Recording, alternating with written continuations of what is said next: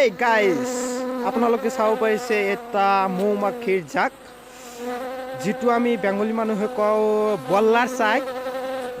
তো চাব পাৰিছে এটা মৌমাখিৰ জাক আহি পৰিছে আমাৰ গাঁৱত আমাৰ গাঁওটোৰ নাম হ'ল ৰছমাৰী আপোনালোকে দেখিব পাৰিছে কেনেকৈ বহি আছে তাৰ স্থানত এটা স্থান কৰি লৈ আছে চাব পাৰিছে আপোনালোকে চাওক আমি ক্যামেৰাৰে জুম কৰি দেখুৱাবলৈ চেষ্টা কৰি আছো চাব পাৰিছে আপোনালোকে নিশ্চয় এই মুহূৰ্তত আমাৰ ইয়াত উপস্থিত আছে